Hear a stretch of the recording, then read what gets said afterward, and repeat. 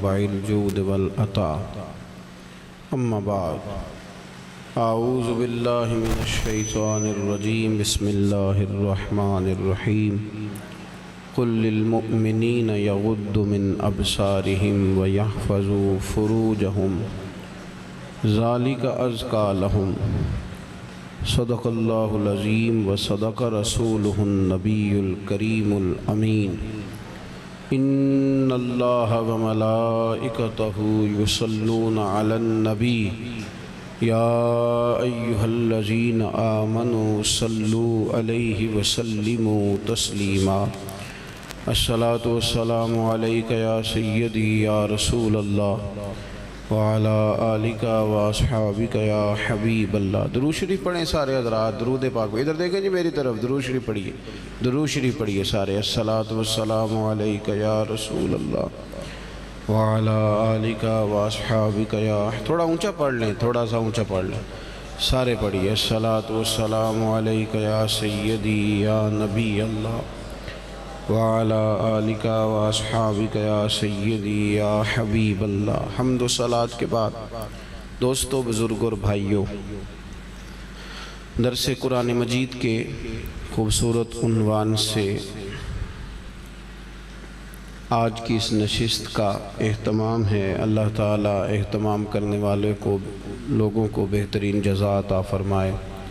ہم سب کو اللہ تعالیٰ اخلاص کی دولت عطا فرمائے، ہر تصنع سے، بناوٹ سے، ذاتی مفادات، ذاتی شہرت سے اللہ سب کو محفوظ فرمائے۔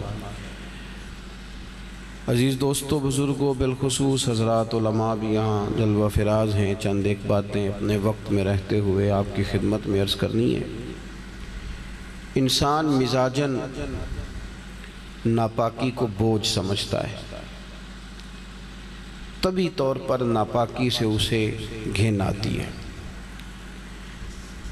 آپ محسوس کر لیں کہ پڑھا لکھا، سمجھدار، سیانہ آدمی ہو، ڈگری اس کے پاس بڑی قیمتی ہے، پیسے بھی ٹھیک ٹھاک ہیں، بندہ بھی وزادار ہے، لیکن صرف اس نے کپڑے صاف نہ پہنے ہوں تو وہ کسی محفل میں جانے کے لیے تیار نہیں ہوتا۔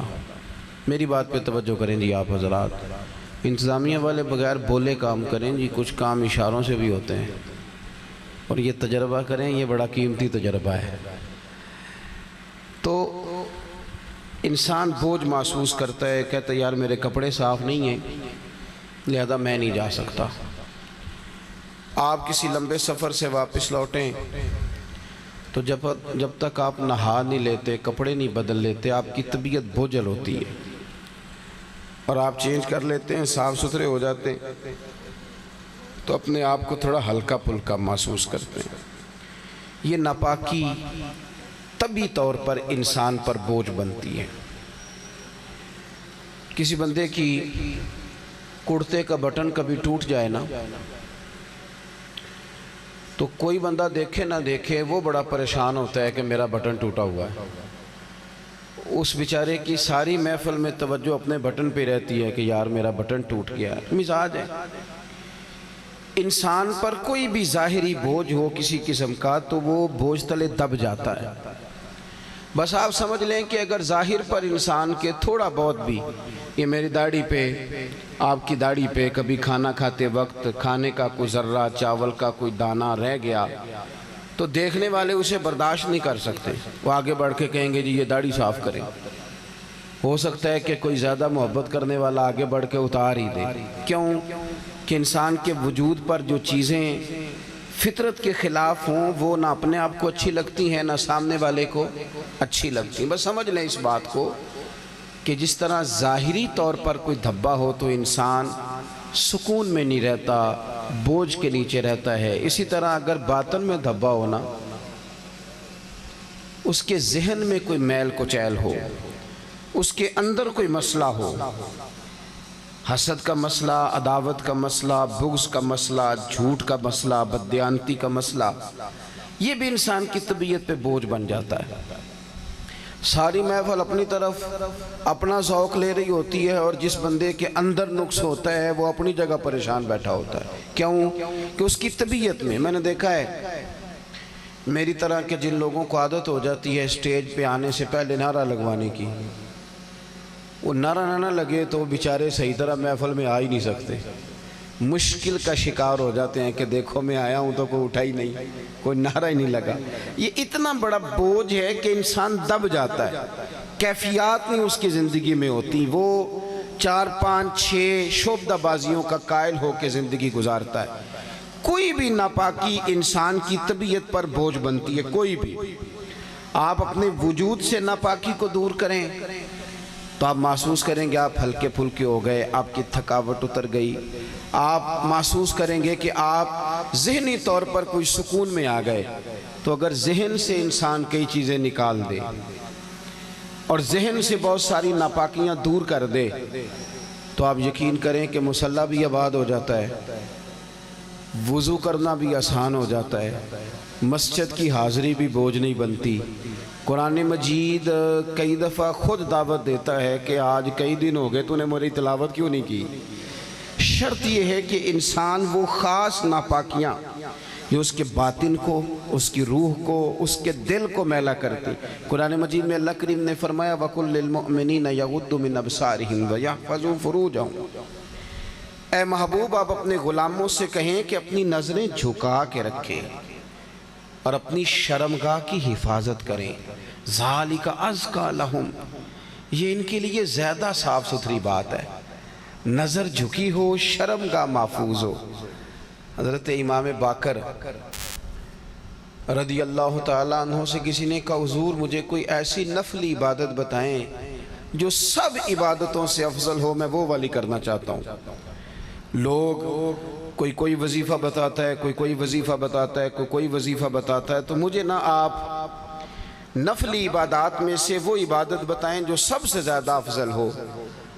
تو امام باقر رضی اللہ تعالیٰ عنہ فرمانے لگے رزق حلال کمایا کر اور شرمگاہ کی حفاظت کیا کر، یہ سب عبادتوں سے افضل عبادت ہے۔ ان دو چیزوں پر توجہ دے۔ پتہ کیا ہوتا ہے کہ انسان جب کسی چیز کو دیکھتا ہے نا، یہ جو حکم دیا گیا نا نظریں جھکا کے رکھو، جب انسان کسی چیز کو دیکھ لیتا ہے اور پھر اسے بھا جاتی ہے، پھر اس کے لیے انسان کا ذہن، دل، طبیعت منصوبہ سازی کرتی ہے۔ مجھے کوئی چیز اچھی لگ گئی، کوئی پہننے کی گھڑی اچھی لگ گئی، اب وہ سب سے پہلے میری نظر نے دیکھی ہے، میری نظر اس پہ ٹکی ہے، تو اب میں کوشش کروں گا، پوچھوں گا کتنے کی ہے، پھر میں کوشش کروں گا کہ اتنے پیسے جمع ہو جائے تاکہ میں حاصل کر سکوں۔ میرا سارا ذہن، میری صلاحیتیں کوشش کریں گی کہ وہ گھڑی حاصل کر لی جائے۔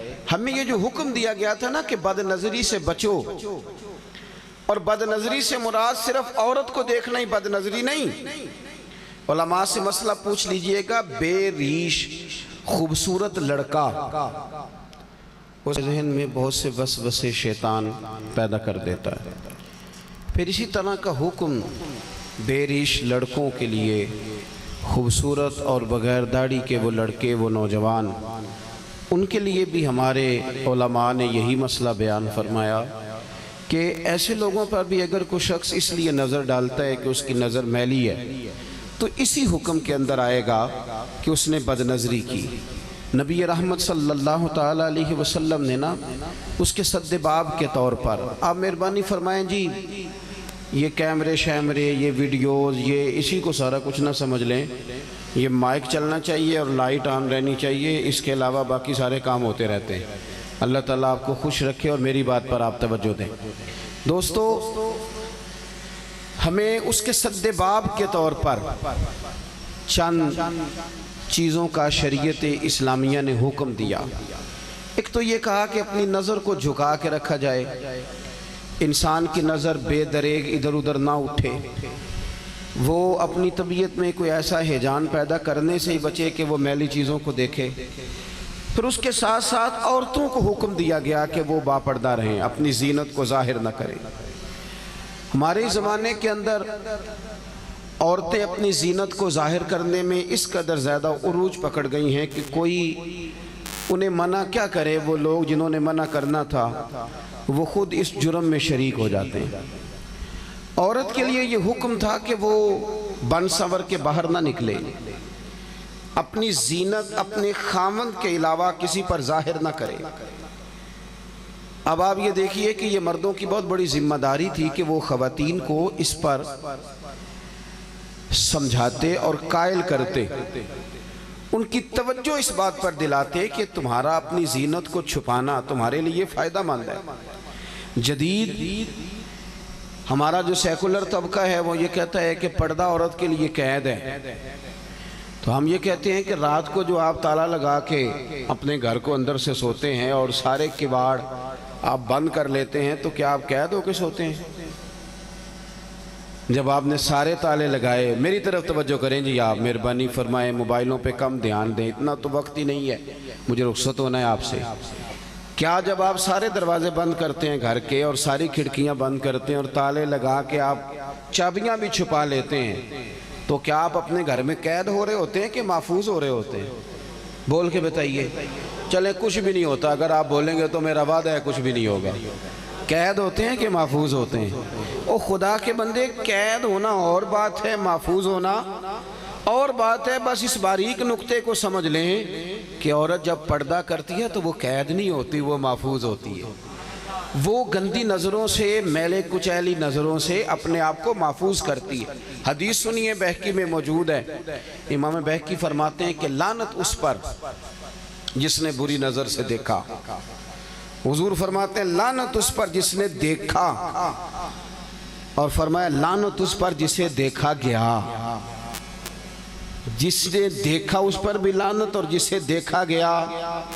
اس کا کیا مطلب ہے؟ اس کا مطلب یہ ہے کہ جو بندہ بن سور کر تیار ہو کر، جو عورت بن سور کر تیار ہو کر باہر نکلی ہی اس لیے تھی کہ مجھے دیکھا جائے، اس کے ذہن میں یہ بات تھی مجھے دیکھا جائے، تو حضور فرماتے ہیں اس پر بھی لعنت ہو۔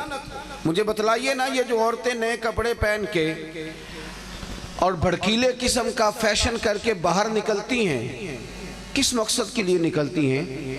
شادی بیاہ اور دیگر تقریبات میں جو جایا جاتا ہے اس کے پیچھے مقصد کیا ہوتا ہے؟ کیا وہ اس لیے جاتی ہیں کہ صرف میرا خاوند مجھے دیکھے، صرف اس لیے کہ میرا شوہر مجھے دیکھے، اس لیے جایا جاتا ہے؟ اس کا مقصود کیا ہے؟ اور پھر جو آ کر کے تبصرے کیے جاتے ہیں کہ فلاں نے میرے آج کپڑے کو دیکھا، میرے ڈیزائن کو دیکھا تو وہ دیکھتی رہ گئی، اس کا معنی کیا ہے؟ کچھ جگہ تو ایسی ہیں نا میرے بھائی جہاں ہم غیر محتاط ہوتے ہیں تو حالات خراب ہوتے ہیں۔ ایک کو ذرا کم کریں جی۔ کچھ جگہ تو ایسی ہیں جہاں ہم پہلے خود کوئی ایسی چنگاری جلاتے ہیں کہ جس سے پھر لاوا پکتا ہے اور حالات خراب ہوتے ہیں۔ تو پردے کا جو خاص حکم تھا، پردے کے تعلق سے جو خاص چیزیں تھیں، مجھے آپ کہہ لینے دیں، آج آپ کہہ لینے دیں کہ وہ پابندی دیندار لوگ بھی نہیں کر سکے، انہوں نے بھی توجہ نہیں کی، انہوں نے بھی خیال نہیں کیا۔ مثلا ایک اسلامک پروگرام چل رہا ہے اور دینی سوال اور جواب ہو رہے ہیں اور مفتی صاحب نے اور علامہ صاحب نے اور فلانے صاحب نے بتانے ہیں، تو وہ کوئی لڑکا بھی پوچھ سکتا تھا اس پروگرام میں لڑکی کا کیا کام تھا؟ اس کو ایز اے اسپیشل بٹھا کے اس سے سوال جواب کرنا معنی کیا ہے؟ سمجھ نہیں آتی بات کی، مطلب کیا ہے اس بات کا بھائی؟ اور بھی لوگ دلیل کے طور پر پیش کرتے ہیں جی فلانے صاحب بھی بیٹھتے ہیں، تو میں نے کہا فلانا صاحب دین کے لیے دلیل نہیں ہے، دین کے لیے رسول پاک کی ذات دلیل ہے۔ نبی کریم صلی اللہ تعالیٰ علیہ وسلم نے جہاں حد فاصل قائم کر دی ہے وہاں اس حد کو کوئی بھی توڑے، وہ میں بھی توڑوں تو غلط ہوں، کوئی بھی توڑے، اس لیے کہ معیار حضور کی ذات ہے۔ پیران عظام کا سلسلہ ہے، پیران طریقت کا، تو اللہ خیر فرمائے، ان کا بھی الگ ماحول ہے۔ وہ صاحبان طریقت بھی کہتے ہیں کہ بیٹیاں ہوتی ہیں جی، مریدنیاں بیٹیاں ہوتی ہیں۔ آپ کے پاس تو اس کی نص کوئی نہیں نا، لیکن نبی پاک کی ازواج مومنوں کی مائیں ہیں، اس پر تو قرآن کی نص موجود ہے نا کہ وہ مومنوں کی مائیں ہیں تمہاری۔ تم تو کہہ رہے ہو نا بیٹیاں ہوتی ہیں، بیٹیوں جیسی ہیں، ہو گئی تمہاری بات، تم نے کر لی، پر اس پر تو نص موجود ہے نا، اس پر تو قرآن مجید کی واضح بین محکم آیت موجود ہے نا کہ یہ نبی کریم کی جو ازواج ہیں یہ مومنوں کی مائیں ہیں۔ لیکن حضرت ام سلمہ رضی اللہ تعالیٰ عنہ فرماتی ہیں ہم بیٹھی ہوئی تھی تو نابینا صحابی حضرت عبداللہ ابن مکتوم آئے تو نبی کریم نے فرمایا پردہ کرو۔ پیر صاحب یہ ماں ہے مومن کی، اور وہ ماں جسے قرآن نے ماں کہا ہے، حضور نے فرمایا پردہ کرو۔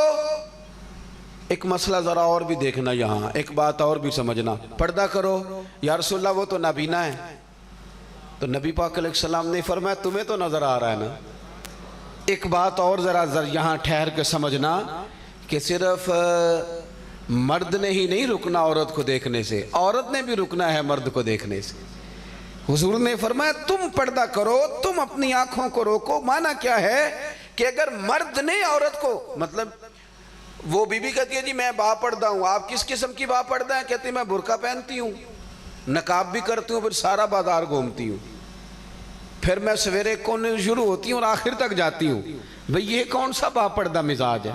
یہ کون سا با پردہ مزاج ہے کہ آپ ہر دکاندار کے ساتھ جا کے بحث کرتی ہیں، ہر ایک کے ساتھ کلام کرتی ہیں، ہر ایک کو بتاتی ہیں کہ فلاں موقع پر فلاں چیز بھی میں لینے آئی۔ آپ کو حکم تو یہ دیا گیا تھا کہ بلا ضرورت آپ کو گھر سے ہی نہیں نکلنا، اور بڑی مجبوری کے ساتھ بھی نکلنا ہے تو پھر بھی آپ کو بڑی معقول بات کرنی۔ اور پھر قرآن مجید نے تلقین کی کہ عورت میٹھی باتیں بھی نہیں کرے گی۔ مرد کے لیے حکم ہے نا کہ وہ بڑا میٹھا بولے، اچھا بولے، لیکن عورت اگر غیر محرم کے ساتھ بات کر رہی ہو تو میٹھا نہ بولے، ایسا لہجہ اختیار نہ کرے کہ سامنے والے کو دلچسپی پیدا ہو اور اس کے دل میں کوئی کجی آئے، وہ دو ٹوک سی مختصر سی جامع سی بات کرے، مدعات جتنے کم لفظوں میں بیان کر سکتی ہے وہ کرے۔ کیا کروں، میری سوسائٹی کے اندر بہت سارے ایسے عجیب لوگ پائے جاتے ہیں جو کئی ناموں پہ دھندا کرتے ہیں، کئی ناموں پہ وہ تماشا کرتے ہیں۔ صبح پیر صاحب بیٹھتے ہیں جی 9 بجے عورتوں کو تعویذ دینے کے لیے، تو بیچ میں پردہ کتنا ہوتا ہے؟ بیچ میں انہوں نے کیا حد رکھی ہوئی ہے؟ کس بنیاد پر وہ آمنے سامنے بیٹھتے ہیں؟ کیا دلیل ہے ان کے پاس؟ کسی نے پوچھا تھا درویش سے کہ اگر عورت اور مرد نیک ہوں تو پھر بھی اکٹھے نہیں بیٹھ سکتے؟ تو رب کے بندے نے فرمایا کہ اگر پڑھانے والے جنید بغدادی ہوں اور پڑھنے والی رابعہ بصری ہوں تو پھر بھی بغیر پردے کے بیٹھنے کی اجازت نہیں۔ تو جب اتنے لوگوں کو اجازت نہیں ہے تو پیر صاحب کو کس نے اجازت دے دی؟ یہ مہینہ ہے سفر کا، یہ مہینہ ہے داتا گانج بخش علی اجویری کا، یہ حضرت مجدد الفسانی کا مہینہ ہے، یہ اعلیٰ حضرت امام احمد رضا بریلوی کا مہینہ ہے۔ اعلیٰ حضرت کو ایک پیلی بھیت کے بزرگ تھے، انہوں نے بلایا، دعوت دی، کہا جناب ہمارے ہاں تشریف لائیے۔ آپ تشریف لے گئے، ظاہر ہے ان سے محبت تھی تو خط آیا ان کا، آپ نے جواب ارسال کیا، تشریف لے گئے۔ جب وہاں پہنچے تو پیر صاحب بغیر پردہ عورتوں کے بیچ بیٹھے ہوئے ہیں اور وہ تعویذ لکھ رہے ہیں، اور زیادہ کامیاب بھی پیر، امیر پیر ہوتا ہی وہ ہے جو عورتوں کا پیر ہو، وہ ذرا زیادہ امیر ہوتا ہے، وہ نذرانہ ذرا صحیح کر کے لے کے آتی ہیں، ان کو ذرا صحیح پتہ ہوتا ہے کہ میں نے کون سا تعویذ کس کے لیے کرانا ہے۔ کہا کہ عورتوں کے بیچ بیٹھے ہیں بغیر پردہ۔ دور سے فاضل بریلوی نے دیکھا تو اعلیٰ حضرت فاضل بریلوی وہیں سے واپس ہو گئے۔ جب آپ واپس ہو رہے تھے تو کسی نے ان سے بتایا کہ وہ تو تشریف لائے تھے تو جا رہے ہیں۔ اٹھے اور دوڑے اعلیٰ حضرت کے پیچھے جا کے کہنے لگے حضور آپ کیوں جا رہے ہیں؟ فرمایا تم عورتوں کے بیچ بیٹھے ہو، میں تمہارے پاس رہوں گا، تمہارے ساتھ دوستی کروں گا، اس طرح کے آدمی کے ساتھ میں رسم و راہ بڑھاؤں گا؟ عورتوں کے بیچ بغیر پردے کے بیٹھے ہو، تشریف لے جا رہے ہیں۔ آگے بڑھ کے وہ کہنے لگے حضور کچھ تو خیال فرمائیں، لوگ کیا کہیں گے کہ آپ آئے اور چلے بھی گئے، کچھ تو خیال فرمائیں۔ کیا جملہ ہے امام احمد رضا کا، ملک سخن کی شاہی تم کو رضا مسلم، تم جس سمت آ گئے ہو سکے ہی بٹھا دیے ہیں۔ کیا انداز ہے! فرمانے لگے آپ کا خیال کروں؟ کہ حضور کچھ خیال کریں؟ فرمایا اس کا خیال کروں جو نبی پاک کی شریعت کا خیال نہیں کرتا، میں کس طرح کر کے خیال کر لوں آپ کا؟ جا رہا ہوں۔ وہ بھی کوئی اللہ کے بندے تھے، کہنے لگے ہاتھ بڑھائیے، آج کے بعد توبہ کرتا ہوں، آئندہ بغیر پردے کے بیویوں کے بیچ نہیں بیٹھوں گا۔ تو فاضل بریلوی کہنے لگے اگر آپ توبہ کرتے ہیں تو پھر سینہ میں لائیے، آپ توبہ کریں گے تو ہم آپ سے پیار کریں گے۔ بھائی زندگی میں کچھ چیزیں طے کر دی دین نے، وہ طے شدہ چیزوں میں کوئی اپنی مرضی کا ترجمہ کرنے کی کوشش نہ کرے، کوئی اپنی مرضی کا۔ یاد رکھنا آج تک ظلم اور زیادتی کے اور بچوں کے ساتھ زیادتی کے جتنے کیس دائر ہوئے آپ ٹٹول کے دیکھ لیں، کوئی اپنا ہی نکلا، کوئی محلے دار ہی نکلا، کوئی قریبی نکلا۔ ابا جی کہتے ہیں وہ بچی کزن کے ساتھ بیٹھی ہوئی ہے، مجھے اعتبار ہے اپنی بچی پہ۔ وہ میرا بیٹا کزن کے ساتھ گیا ہے، مجھے اعتبار ہے۔ بھئی جسے اللہ رسول نے غیر محرم کہہ کے اعتبار نہیں کیا، کوئی نہیں سمجھ آئی آپ کو میری بات کی؟ جس کو رب رسول نے غیر محرم کہا اور اعتبار غیر محرم کہا، غیر محرم اور اعتبار نہیں کیا، جس پر رب رسول نے اعتبار نہیں کیا تو نے کیسے کر لیا ہے؟ جس پر اللہ رسول کا اعتبار تھا، تیرا بھی بس اعتبار اسی پر۔ اتنا خوفناک جملہ کہ مجھے اعتبار ہے۔ اب کیا بات کرتے ہیں صاحب؟ یاد رکھیں میرے رسول پاک صلی اللہ تعالی علیہ وسلم نے ایک بات ہمیں سمجھائی ہے، اس کو آپ سمجھیں۔ معنی یہ نہیں کہ آپ کو برے آدمی ہیں، معنی یہ نہیں کہ جس سے یہ بات ہو رہی ہے کہ وہ کوئی برا آدمی ہے۔ حضور نے سمجھایا کیا ہے؟ اللہ کے پیارے رسول صلی اللہ تعالی علیہ وسلم ارشاد فرماتے ہیں جہاں مرد اور عورت اکیلے ہونا، ایسا نہیں تھا کہ یہ برے تھے یا برے ارادے سے گئے تھے یا بری سوچ پہلے سے موجود تھی۔ حضور فرماتے ہیں جہاں مرد اور عورت اکیلے ہوں وہاں تیسرا شیطان ہوتا ہے، وہ فٹافٹ وہاں پہنچتا ہے، فٹافٹ۔ اور عارف رومی فرماتے ہیں کہ جس طرح گھی کو آگ کے قریب رکھ دو تو پھر گھی نے ڈلنا ہی ڈلنا ہے، آپ اسے ڈھلنے سے روک سکتے نہیں۔ اسی طرح جوان لڑکے اور لڑکی کو جب آپ آزاد چھوڑ دیں گے تو پھر آپ کہیں کہ نہیں مجھے اعتبار ہے، تو آپ کی یہ بات ہی سرے سے غلط ہے۔ اس لیے کہ جب گھی آگ کے قریب رکھا جائے تو پھر آپ گھی سے کہیں کہ وہ ڈھلے نہ، یہ ہو سکتا نہیں۔ چیزوں کو سمجھیں، اپنے ان معاملات کے اندر ضرور قیود برقرار رکھیں، وہاں ضرور فاصلہ رکھیں جہاں فاصلہ رکھنے کا شریعت نے ہمیں حکم ارشاد فرمایا ہے۔ پردہ تو حسن ہے، پردہ تو وقار ہے، پردہ تو زینت ہے۔ دیکھو ہر کتاب کو بھی کبھی غلاف چڑھا ہے، وہ تو صرف قرآن پاک کو چڑھتا ہے۔ دنیا میں کتنی عمارتیں بنتی ہیں، کبھی کسی کو غلاف چڑھا ہے؟ وہ تو صرف خانہ کعبہ کو چڑھتا ہے۔ دنیا میں کتنی عورتیں بستی ہیں، ساری پردہ نہیں کرتی، بس سیدہ فاطمہ کی کنیزیں پردہ کرتی ہیں، سیدہ عائشہ صدیقہ کی کنیزیں پردہ کرتی ہیں۔ پاک پردہ خواتین، با حیا نوجوان۔ ملت کے جوانوں ایک بات اور ذہن میں رکھنا، محمد بن قاسم جب یہاں آئے نا تو ظاہر ہے کہ وہ نہ زبان جانتے تھے ہندوستان کی اور نہ رستوں سے آشنا تھے، راجہ دہر سے مقابلہ تھا۔ ایک نئی جگہ جا کے انسان نے جب لڑنا ہو، اسے زمینی حقائق بھی پوری طرح معلوم نہیں ہوتے تو انسان تھوڑی دشواری محسوس کرتا ہے۔ ایک بزرگ سے ملاقات ہوئی تو محمد بن قاسم 17 سال کا نوجوان۔ ہمارے ملک میں تو ایک نئی کہانی چھڑ گئی ہے کہ 18 سال سے پہلے کوئی کلمہ ہی نہیں پڑھ سکتا۔ یہ انہوں نے چھیڑی ہے جن کو آپ ووٹ دیتے ہیں، ان لوگوں نے چھیڑی ہے۔ سندھ اسمبلی میں تو میں نے سنا ہے کہ معاملہ کافی آگے نکل گیا، پر تولے جا رہے ہیں قومی اسمبلی میں بھی لانے کے لیے۔ خدا را کچھ تو سوچیں، یہ تو دنیا کے کسی بڑے لبرل قسم کے ملک میں بھی قانون نہیں ہے۔ تبدیلی مذہب کا جو رنگ آپ بھرنے جا رہے ہیں، آپ کیا ثابت کرنا چاہتے ہیں دنیا کو؟ آپ کیا بتانا چاہتے ہیں؟ میں نے پہلے بھی کہا تھا، پھر کہتا ہوں، دین دشمنوں سے جو ہو سکتا ہے وہ کر لیں۔ یہ رسول اللہ کا دین ہے، یہ دنیا میں آیا ہی غالب ہونے کے لیے، اور اسلام کی فطرت میں قدرت نے لچک دی ہے، اتنا ہی یہ ابھرے گا جتنا کہ دبا دو گے۔ اس کے مزاج میں پھیلنا ہے۔ دین ہماری وجہ سے نہیں پھیل رہا، مولوی پیر صوفی درویش عالم فاضل کی وجہ سے نہیں پھیل رہا، نہ یہ تو چھوٹی سی کوشش کرتے ہیں، وہ بھی اللہ کرے خلوص سے ہو جائے۔ دین تو اپنی سچائی کی وجہ سے پھیل رہا ہے، یہ تو اپنی سچائی کی وجہ سے اس کے مزاج میں پھیلنا ہے تو یہ پھیل رہا۔ تو 17 سال تو عمر تھی صرف محمد بن قاسم کی جب یہاں آ گئے تھے، تو آپ تو کہتے ہیں 18 سال والا کلمہ ہی نہ پڑھے، تو 17 سال میں جہاد کرنے بھی آ گئے۔ اب چڑھتی جوانی ہے، نوجوان ہے، یہاں آئے، راجہ دہر سے مقابلہ، ایک بزرگ سے ملاقات ہوئی۔ محمد بن قاسم پریشان ہے، بابا جی بول کے کہتے ہیں پتر کیا مسئلہ ہے؟ کہنے لگے بابا جی پریشان ہوں، مقابلہ نئی جگہ پہ ہے، نئے لوگ ہیں، کیسے کام چلے گا؟ وہ بزرگ کہنے لگے چل میں بھی تیرے لیے دعا کروں گا تو حوصلہ کر، خیر ہوگی۔ 2-4 दिनों के बाद फिर मुलाकात हुई। जंग के बादल मुंडला रहे थे, फौजें अपनी अपनी कमान संभाल रही थी, तैयारियां उरूज पे थी। मोहम्मद बिन कासिम बड़े हशाश बशाश, जुब्बा पहन रहे, इमामा बांध रहे, तलवार थाम रहे। बुजुर्गों ने कहा पुत्र बड़े मुतमईन नजर आते हो, परसों तो डरे हुए थे।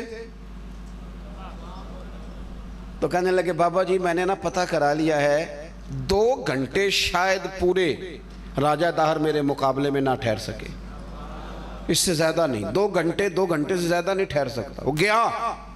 वो कहने लगे खुदा के बंदे तेरे पास कौन सा ऐसा थर्मामीटर है जिससे तूने मालूमात कर ली सारी? कौन सा मैप है जिससे तू फौरन माप के बता रहा है कि 2 घंटे? कहने लगा जनाब मैंने पता करा लिया है, नजर का गंदा है वो नजर का गंदा है। उसकी तो खाला की, फुफ्फो की, मामू की बेटियां उसकी गंदी नजर से नहीं बचती। मैंने पता करा लिया है जिनकी नजरें गंदी हो वो मैदानों में रहने के काबिल नहीं होते। उसकी नजर गंदी है, 2 घंटे नहीं मेरे मुकाबले में ठहर सकता। मेरी चढ़ती जवानी है, मैं सिपा सालार हूं, अल्लाह ने मुझे इज्जत दी है, लेकिन मुझे अल्लाह की इज्जत की कसम अगर कभी देखा है तो किसी बुजुर्ग का नूरानी चेहरा देखा है, या मैंने बैतुल्लाह देखा है, या कुरान मजीद के सहीफे को देखा है, वरना मैंने अपनी नजरों को कभी मैला नहीं होने दिया। आप समझे मेरे भाई चीजों को, ये वो ताफुन है। और आप ज़हन बनाएं, अपना ज़हन बनाएं। मैं अक्सर एक मिसाल अर्ज करता हूं दोस्तों को। गोश्त आप खा रहे थे और बड़ा मज़ेदार गोश्त था, बड़ा मज़ेदार था, आपको जायका आ रहा था, 2 4 5 लुक़मे आपने खाए तो लजीज लगा। फिर किसी बंदे ने आपके कान में कह दिया कि सदके का है। उसका जायका मुंह में बदल जाता है कि नहीं? हाँ ना तो करो ना। चलें 2 कदम और आगे बढ़ के अगर किसी ने ये कह दिया कि हराम गोश्त का है, कह नहीं शुरू हो जाती? ये गोश्त तो वही है ना जो आपने चंद लुक़मे पहले खाए थे तो मज़ा आया था, वही गोश्त है। और चंद लुकमा बाद जब किसी ने कहा सदके का है तो उसका जायका ही बदल गया मुंह में। फिर जब किसी ने कहा हराम है तो आपको क्या आने लगी? आपका वजूद और आपका पेट कबूल करने से इनकार कर रहा। क्यों? इसलिए कि आपका ज़हन क्लिक करता है कि ये हराम है, ये मेरे लिए जायज़ है।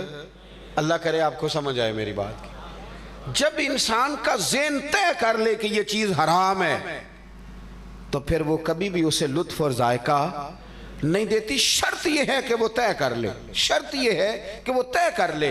बस समझ लें आप बात, अगर आप तय कर लेंगे ना कि इधर नज़र करना मेरे लिए गंदा है, इस तरफ जाना मेरे लिए बुरा है, इस तरफ जाना मेरे लिए बुरा है, जब आप तय कर लेंगे तो दरवाजे तो सारे बंद हो गए थे पर हजरत यूसुफ दौड़ पड़े। हजरत यूसुफ दौड़ पड़े कि मालिक जो काम मेरे लिए ठीक नहीं मैं कर सकता। दरवाजे तो बंद थे लेकिन वो दौड़ पड़े ना, फिर जिधर जिधर गए रब करीम ने वो सारे दरवाजे खोल दिए। शर्त ये है कि आप तय कर लें कि ये चीज़ मेरे लिए ठीक है। हमें तिरमिज़ी शरीफ में एक हदीस मिलती है, जुल्किफिल नाम का एक शख्स था, बड़ा मालदार था। एक औरत जिसके बच्चे यतीम थे मजबूर हो के उसके दरवाजे की सवाली हुई।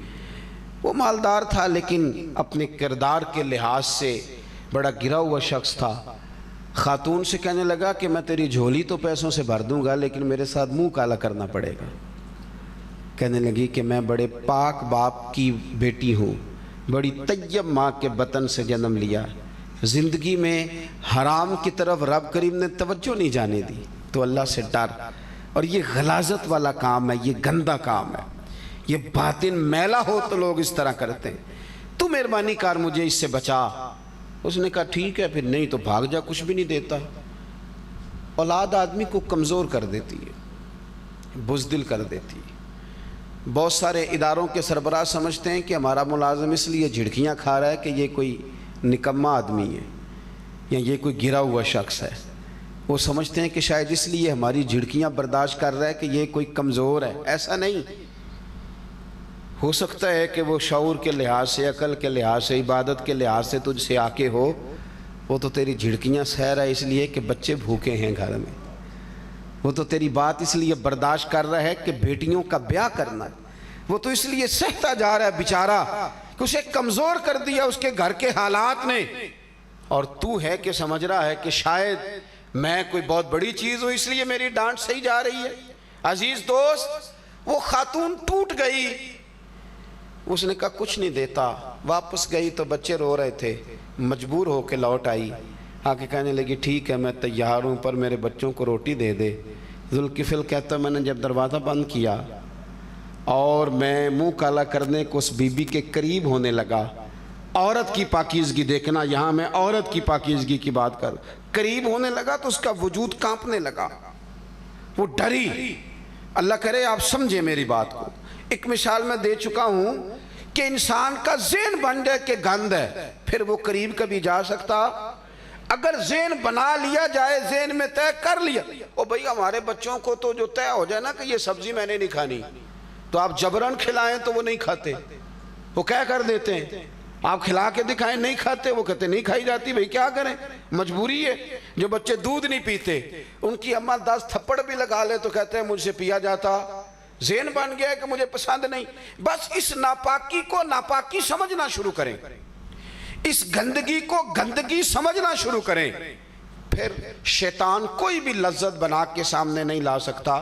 دروازے بند کر کے کہتے ہیں میں خاتون کے قریب ہوا، وہ کانپی، اس کا وجود راشا طاری ہو گیا جسم پر۔ میں نے اس بی بی سے کہا کہ دروازے تو سارے بند ہیں، تو کاہے کو ڈر رہی ہے؟ تو وہ کہنے لگی نہیں، ایک دروازہ ہے جو بند ہو ہی نہیں سکتا۔ کہا وہ کون سا دروازہ ہے؟ کہنے لگی وہ میرے رب کریم کا دروازہ ہے جو کھلا رہتا ہے، جو بند نہیں ہوتا، وہ دیکھ رہا ہے۔ وہ شخص کہتا ہے کیا اس عورت کی پاکیزگی اور اس کے جملوں کا خلوص تھا؟ کیا ان لفظوں میں تاثیر کا نور تھا کہ میرے سینے میں اتر گیا؟ میں نے کہا تو عورت ہو کے رب سے اتنا ڈرتی ہے تو میں تو اللہ نے مجھے مرد بنایا ہے، تجھ پر فضیلت دی ہے۔ دروازہ کھول کے کہا جا تو آزاد ہے، اور پھر سر سجدے میں رکھا، توبہ کر کے کہا مالک پچھلے معاف کر دے، تو دلوں کے حال جانتا ہے، آئندہ یہ کام نہیں کروں گا، اللہ بڑا کریم ہے۔ توبہ بھی قبول ہوئی، اور رات کو ہی جناب اسرائیل بھی آ گئے، روح بھی پرواز کر گئی۔ سویرے لوگ جنازہ تک پڑھنے کو تیار نہیں تھے کہ اس کا تو روپ معاشرے نے کچھ اور دیکھا تھا، لیکن چونکہ اس گندگی سے نکل آیا تھا، توبہ سچی تھی۔ ترمذی میں موجود ہے کہ صبح اس کے دروازے پر لکھا ہوا تھا لوگو رب کریم نے کفل کی بخشش فرما دی ہے۔ تو اپنے مزاج میں، ذہن کے اندر آپ اس بات کو لیں۔ یہ تو بات تھی نا ایک خاتون کی، میں نے ذاتی طور پر میں نے زمانہ دیکھا ہے مدرسے کا بھی، کالج کا بھی، پھر مجھے موقع ملا تھوڑا سا دنیا دیکھنے کا بھی۔ میں نے بڑے پاکیزہ فطرت جوان دیکھے ہیں، بڑے طیب مزاج جوان دیکھے، کوئی ایسی مایوسی نہیں ہے۔ میں نے بڑے بڑے صاف ستھرے، فکر صاف، نظر صاف، نظریہ صاف، سوچ صاف، ایسے ستھرے لوگ میں نے دیکھے ہیں۔ جب وہ صاف ستھرے تھے پھر اللہ نے ان سے کام لیا، ان کی نظر صاف تھی تو زبان بھی صاف تھی، ان کی نظر، ذہن، مزاج صاف تھا تو ان کے قلم سے جو چیزیں نکلی وہ شاہکار تھی۔ انہوں نے کمال لکھا، کمال کہا، کمال بولا، انقلاب آ گیا ان لوگوں کی وجہ سے۔ بہت سارے لوگ ایسے ہوتے ہیں، یہ جو طیب صاف ستھرے لوگ ہوتے ہیں نا، یہ کبھی گندگی کی طرف جا سکتے ہیں؟ وہ تو کوئی گندی مکھی ہوتی ہے جو گندگی پہ بیٹھتی ہے۔